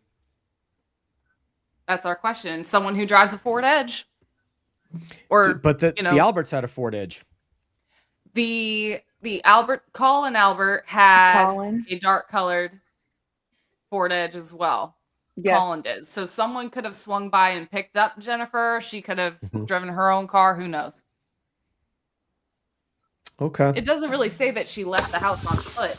It's just that her data switches from her taking steps, To like being, singular steps, to yeah, moving miles to away. moving miles per hour. Yes, Right. And that's what's it's so confusing. Yeah. So There's nothing there that says that she like went for a jog or went for a walk or anything. She went from moving paces to moving The miles. car was got it. Yes. Okay. So it indicated she was in the car, not jogging or walking or anything. Correct. Okay, got correct. it. I got it now. Okay. So could they have picked up Chloe at that time, you think? Yeah, someone had to handle her. Someone had to handle the body. I mean, there was a several person job going on that night. I wonder if they're And- smart enough to know about Faraday bags. Just thinking. Sorry. Well, Random not at thought. that time. Not at between midnight 30. I mean, if you don't have a Faraday bag, you're not going to find one at 12:30 at night to 6 in the morning. So if you didn't already have one, you don't have one. You know what I mean? Well, That kind of thing. isn't her husband techie? Maybe he has things hanging out in his house, Mr. McCabe. Kindergarten? I mean, I don't know why he would have one, but it seems like Brian Albert could potentially have had one, but you got it's weird. Like obviously everybody that we know in this. Oh, so Valhalla Law says aluminum foil works. She's smart. But everybody in the house was using their phone. These phones, like Elon Musk has talked about, implanting what the phone does in people's heads. So you won't have a device. You'll just have it in your head. So, but they've become an extension of us. We carry them everywhere and we don't think about that we have it and they're tracking it because you're in crisis. You're thinking about crisis. Oh my God. Our roundtable members, Sarah and Shock and Horror, thank you so much for gifting like 10 memberships, man. You guys are. You are very welcome. Thank you so much, ma'am. You're awesome. Do you guys want to take questions from the chat? Can I just give a shout out? Yes, please do. To Melanie Little the legend. and Mikey bringing me the good corruption shows and the Canton meetings. I always try to call in, but I never get to Mr. Crawford. Yes. So hopefully they'll hear this. And for everyone in the cesspool of Twitter, leave Melanie Little alone because it's getting on my nerves. Amen. You can bark at Melanie all day long. She's not listening to you. She's not even on Twitter. No, I know. Yeah. So Melanie is. But there might be some trolls or little Twitter cesspool bubbles and whoever all that crew is of McGroupies that like to. Oh, I'll take care of them in the morning. It'll be okay. You know what the thing. Yeah, thank you. Yeah, Christina's Sarah. on that case. The You're on the thing case. The thing is that you can't. Her level of knowledge, her intellect, her awareness of everything that's going on. You can't match that. You can sit there and try, but she knows the law. She understands the case. She's been an attorney that's dealt with vehicle accidents and dog bites. So what are you going to do? You're going to go there and say, you're a dummy and you look older in real life than you do on your profile photo. And she's going to go, okay, yeah, F you. Like the shaming and the bullying. It's so like sometimes I just block people because I'm like, yeah, I can get really nasty. I'm not a very friendly Canadian sometimes. I'm French and Irish. But anyways, hopefully they get my hello. I hope they do. I mean, I don't think Melanie watches the show. I've emailed her and she's emailed me back at least twice. So I just think the world of her talent. I think her and Kim are the most talented among us. So we can all try to aspire to their. I learn a lot from her. Yeah, she's brilliant. I mean, simple as that. So I do want to thank out B Harmony, Nanny Granny. Wow, love this panel. Thank you. No, we thank you. Thank you. Thank you so very much. Greatly appreciate love you back, Granny. Thank you, ma'am. Thank you guys so much for your support. We appreciate it. Yeah, you're very, very generous. Michael Diamond. So now if you have a question here, could have brought across to Tim Albert's home.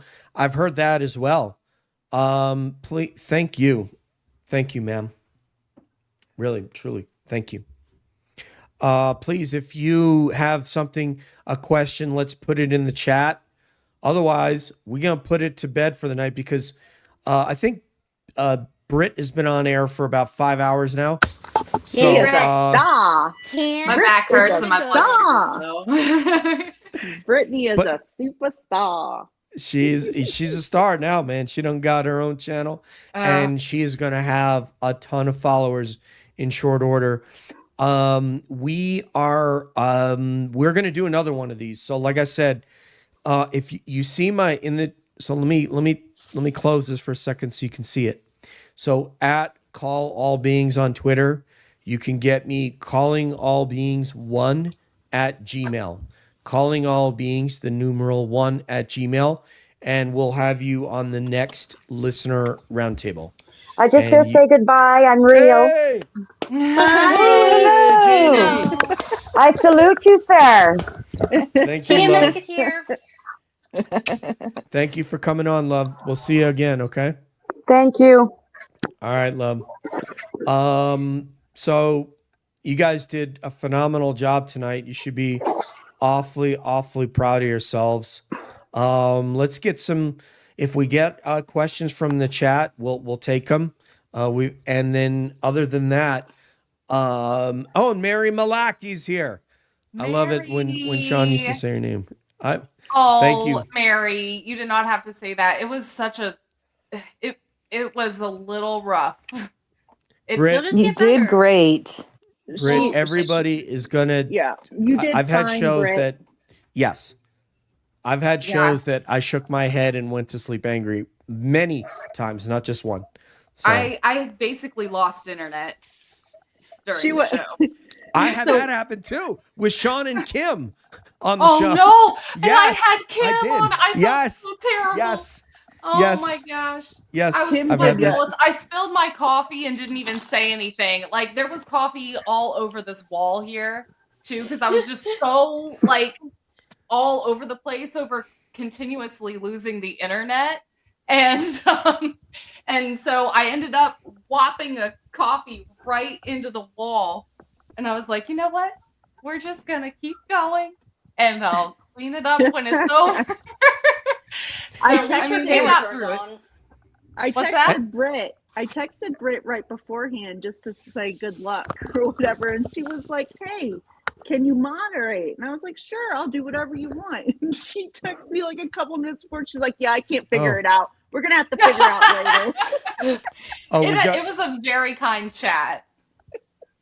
All right, and you know what? I could picture Britt spilling coffee on, and this is a term we used at Dean, spilling coffee on your junk and being like, "Oh." Just keep going. but I'm glad that you got through it, and maiden voyage is going to be good. Let's talk about Tony's question real quick about the drones. So, what I have to say about this, Tony Dizzle, is that if what I hear is true, that they're hovering over air bases, and one of the reports I heard from Christopher, from him talking to people a week and a half ago at RAF Mildenhall and RAF Lakenheath, if they're hovering for hours at a time, and when I said, what do you mean, how long are they, we'll say dwell time is when a drone is hovering over a target, and something would be there 8 hours. There's nothing that we have that I know of that's human, that's terrestrial, that can hover for 8 hours. And if it's a light source and if it's moving at right angles, aircraft are wing forms that require, there's usually banking involved, there's airspeed that's required, and those quadcopter drones don't have the ability and the battery endurance to stay for 8 hours in a spot, okay? So if you're seeing light sources that are moving at right angles, aircraft, generally speaking, don't move at 90-degree angles. So sadly, as much as there are entities that would want you to believe that these are Chinese drones, I'm leaning in the direction that they are not Chinese drones, and we don't know for what reason that they are here and what they are doing, other than that any sort of a craft that is hovering over some sort of a target, like an airbase, it's surveillance. It is some form of intelligence gathering. So ISR, intelligence, surveillance, and reconnaissance. For what reason? I don't know. But if I had to bet money, I would bet that they are not an adversarial nation's drones that are doing this over now. Langley Air Base, someone was talking about in New Jersey the other day, this happened. RAF Mildenhall, RAF Lake and Heath, in the Washington, D.C. area. So that's all I can say. I doubt that they're Chinese or Russian drones because we would shoot them out of the sky if they were, or we would be able to track them to their origin and then get out a whole bunch of handcuffs and zip ties and take a whole bunch of people to jail. And the fact that that's not happening should tell you something. Because that's what you would do, is you would track these drones to their source, because they got to land somewhere. There's going to be some little kid with a hoodie on, right? And his remote control or his phone. I mean, anyone who's going to do this for 8 hours, and they're going to be arresting that guy. Well, because they haven't found that guy, leads me to believe it's not that kind of a craft. It's the kind of a craft that we don't know what it is or where it's from. Okay, back to the chat. Back to your regularly scheduled programming. Final comments from our panelists, our Knights of the Round Table, and wonderful, brave knights they are. Sarah, you've been very quiet, ma'am. I'm just following your rules, sir. I know, and I love you. So I just want to, I love you. No, my final comment is a question to you, which is, did you have a question that you had wanted to ask to close this out, or did you ask it already and I missed it? No, I mean, really, I just kind of wanted to know. Someone said they're watching out for Higgy. His new phone is on. Oh my God. Best chat. There's so funny. And we got to check on Julie because Julie's not here. So after this, we got to make sure Julie's okay. Charity's doing overtime. Thank you, Sherry. Thank you, Sherry Dizzle. Thank you, Clerk Jim Clown. Hi. Welcome to the party. All these lovely ladies in here tonight. It's the place to be. I was curious what you think if there will be a paradigm shift in Bev's behavior if she is ruled against and forced to poll the jury on counts 1 and 3, starting with Miss Jones.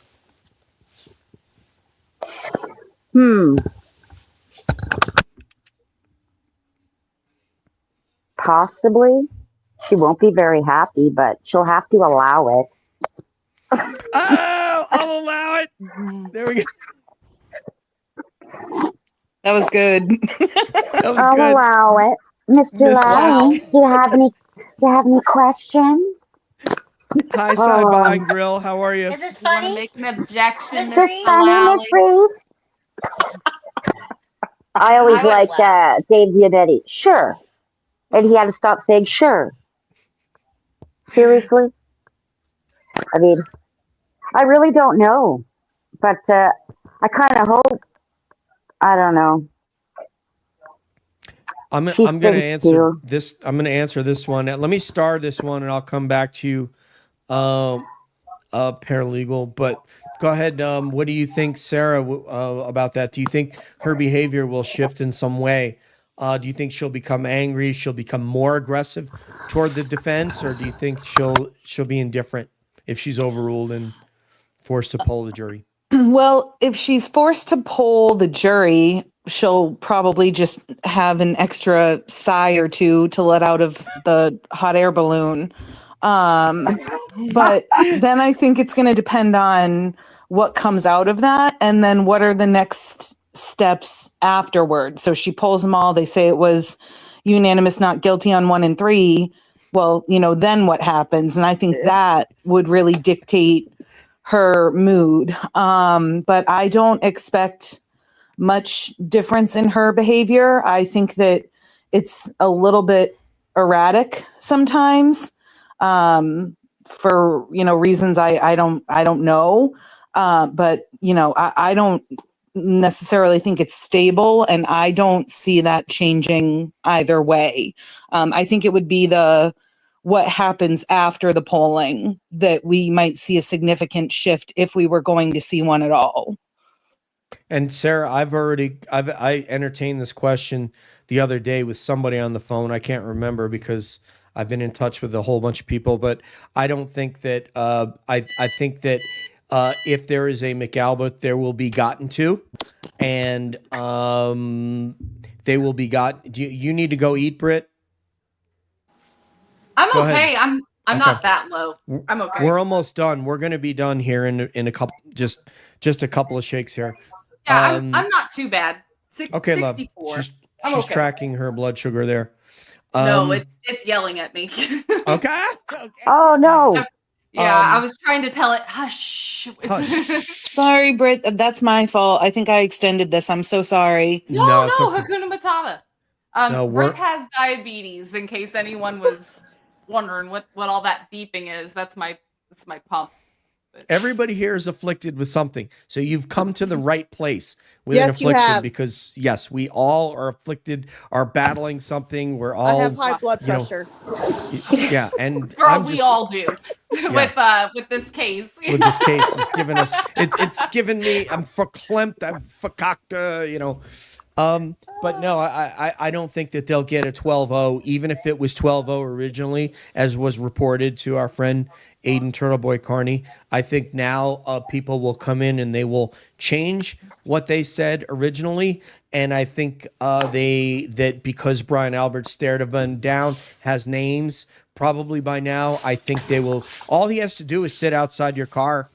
All he has to do is sit looking at your car from the leaning on the trunk of his car, and you come out of a store and Brian Albert's staring at you. That's all that has to happen, man. Somebody's going to change their vote. So they're not going to get a 12-0, even if they're just because of they'll change their vote. That's my opinion. Valhalla, and I'm going to come back to you, Christina, if that was you. Valhalla Law, she is the official attorney of Calling All Beings. Says Bev is very petty. If overruled, she will take it out in the defense. Valhalla Law, I have very little doubt of that, and thank you for being the official attorney of the show. Thank you, love. I owe you a gift. Christina, did you have something, ma'am? Yeah, I just want to say that I agree. If the SJC basically votes for them to poll the jury, it's not going to be good. I mean, they're probably scared. So whether it was their decision or not to go not guilty on the count 1 and 3 doesn't mean that they're going to say that now. Right. So I think it would just be better, obviously, for Karen Reed if the SJC just moved to dismiss those 2 counts. You can only go for manslaughter in the second trial. I hope that happens, but if they poll the jury, I just hope that the jurors stay true to what exactly happened in the deliberation room, and hopefully she will not be facing a murder count this next time around. I brought up the exact same thing as you the other day, Christina, and somebody corrected me and said there's no way they're not going to dismiss the charges. They're going to just allow them to poll or not poll the jury, because they're already going to set precedent by allowing them to poll the jury. So someone disabused me of that notion. I had the exact same question as you. So I hope against hope. Seize the day. If you'd want to read this one, Christina, real quick, let's try to blast through this. Yeah, sure. Okay. So I have a question for the peeps, and I don't know if it's possible, but is there a way that all the wonderful content creators on here and the FKR movement to work on a calendar to ensure each day? Yep. And here's Pat too. Can go live on a schedule so us little people can watch each ad as it's happening instead of choosing one and watching the others on replay. 1 or 2 a day, different times. Am I making any sense? You're making sense, Nikki. You're making total sense. And I want to say to you, first of all, you are not a little people. You can actually be on this show on a roundtable. Let me just say, Nikki's got a channel too. She is on TikTok, Yeah. Stormy, hang on, let me pull up her username because Yeah, she I just is want to. a fabulous TikToker. Yeah, I just want to say, Nikki, I didn't know your name, but now that I know you, you absolutely can be on this show. So you're not a little people. I am not a bigger people. We're all just the same, and I just happen to have started a show, and can sit here and yak for an hour and a half. Secondly, this was brought up by Annette Reality Check actually, and it was in a DM, and there was probably a dozen content creators that were included in that DM, including myself, Mike Crawford, The Glare. I don't remember how many were on there. Tom CPU, a whole slew of people, and they rejected that idea. And it would take something like a online Google sheet where everybody would basically get the updates on when someone's going live, and they basically rejected the idea. Is it a good idea? 100%. It's a great idea. I would certainly participate in it if the others wanted to do it, but they don't. So obviously for me being I'm the smallest content creator, or one of the smallest in this space, if not the smallest. So I just tried not to broadcast when they are. But if I can't avoid it, I can't avoid it. And if I have something to say and I go on air and there's 200 people watching instead of 2,000, or like 6,000 when I had Sean on, or 6,800, whatever it was, that's okay. I'll get over it. So I'm happy just that y'all are here. Go ahead, Britt. I'm sorry. Oh, amen to you, DJ. And if you would like to follow Nikki I would. or Seize the Day on TikTok, her username is at Stormy, STORMY _skies. That's SKIES 11, the number 11. Stormy _skies 11. Okay, that is now in the chat. So there is Nikki. Nikki, thank you very much for coming on here and paying attention to what we're doing. And I will be following you on TikTok. So thank you very much. Namaste. To be fair, losing viewers to other channels is reasonable. So here's the thing, Kevin. I'm not losing viewers. Losing viewers is someone deciding they no longer want to consume my content. That's losing a viewer. Having someone tune into someone else's over mine, it's going to happen. I try to stay out of their way and stay off the air when they're on air. It's not always possible, but I try to. But if that happens, it happens. But there's always a replay. There's always a replay. I'm sorry, Jamie. They rejected the idea. So that's the end of the conversation for them.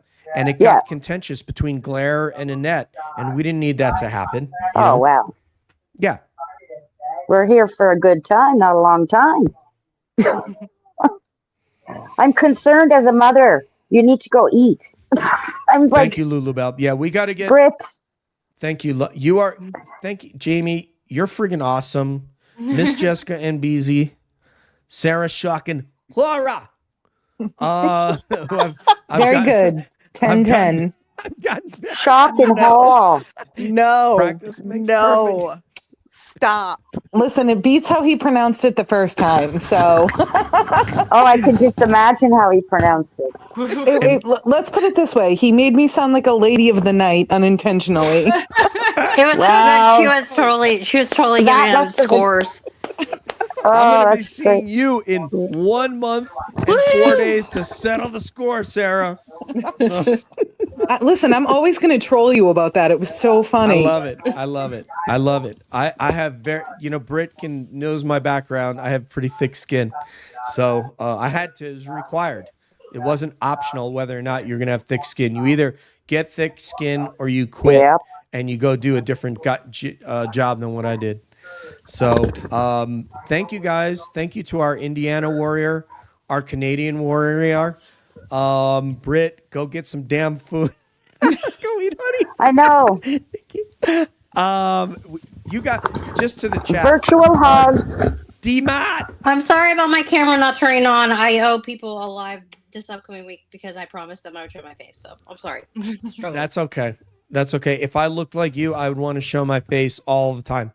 As it is, I have to get by with showing this face. And I your love wigs. you guys. What's that? And your wigs. Yes. Yeah. I do have wig. I have a brown and a Bring blonde them. if I can Oh, find wigs them. are I'll the fit 'em in there. best. So, All right. Let me thank say you so something much. really quick, DJ. Yes, really ma'am. quick. Yes, okay. ma'am. Final thoughts from everybody. Yeah, go ahead. Okay, so with everything going on in Canton, with all the young people, I have this to say. Okay, and it's a quote from a very, very famous dude.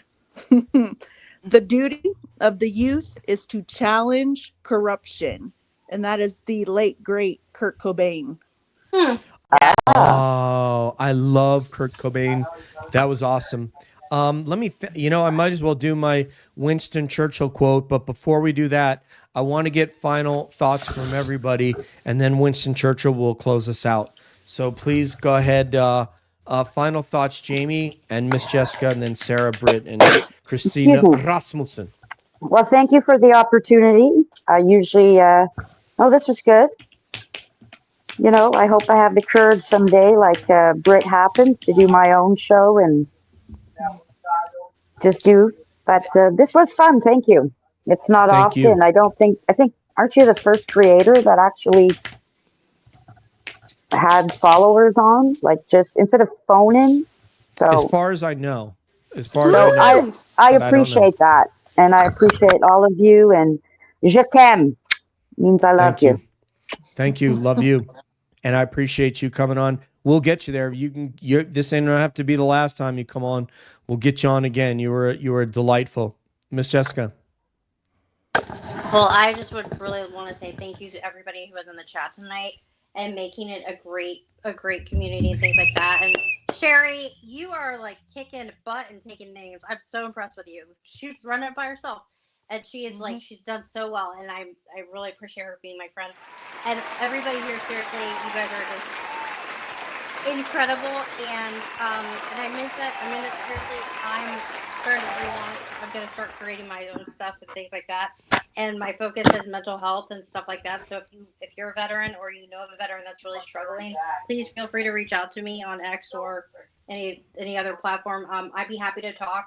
I'm no judgmental, and I've seen a lot. And I'd much rather talk to somebody than it go a different way. So thank you guys so much. It's the holiday season coming up. Just be careful and don't drink and drive, and don't drive through Canton.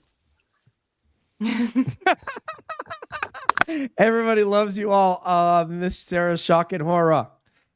Yeah. Again, thank you, DJ, for having me on. This was a lot of fun. Really good content. Nice to chat and put faces and voices with names with this powerhouse group. Also just want to say Sherry's put it in the chat a couple of times, and other people have called it out on X and stuff. Today is Officer John O'Keefe's birthday.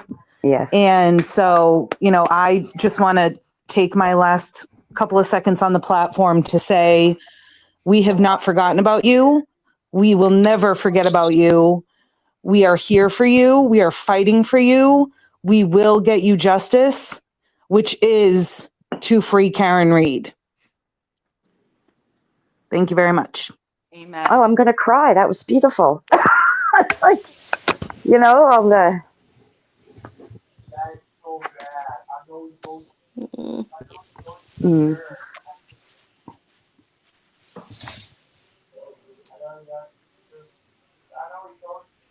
Yeah, often during a show, I've found I'm praying for somebody, and so that was for John. Thank you so much, Sarah. I can't tell you how awesome you are, but I will tell you that over and over. So get used to it. Britt. Thank you. Very sweet. Yes, ma'am. Thank you, ma'am. Britt. Well, I just wanted to say how wonderful it has been of an experience to find such an amazing community. You ladies are, I haven't seen a single one of you face to face, but I feel like, I'm great friends with all of you. You guys have been so wonderful to talk to. It was so nice getting to know you guys a little better. Yes, happy birthday, John O'Keefe. And peace, love, and butt dials. The snark. Oh I my love God. that. Miss Christina Rasmussen, your final words, ma'am. I just want to say thank you for having all of us on, DJ. You are an awesome content creator. Britt, you did a very good job today. I am proud of you. I was in there trying to help you out. Good job on Nurse Kim, though. Kudos. First time. Everybody in the chat, thank you so much for coming by and talking with us. And ignore all the trolls and the haters. And if you need help with them, Kick him You out. know where just to. give me a See- DM. I'll No, help you with them. No, see me too, because I got a plan and it works every time. I love it though And- because when. Sorry, go ahead. DJ's gonna say don't say anything, and Christina's gonna tell you just leave him a gif, a very witty gif, and then just drop it. There I you just go. launch them. That works too. Yeah, you can leave one and then you never answer them again. And no matter how many times somebody's making a whole lot of noise in the background, no matter how many times they tweet at you, you just don't answer them. And then what ends up happening is they get tired of it and they just split. All right, I'm closing the show with Winston Churchill. Once again, this is one of my favorites. So.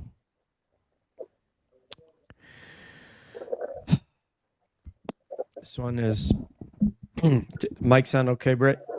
Yeah. We shall not flag or fail.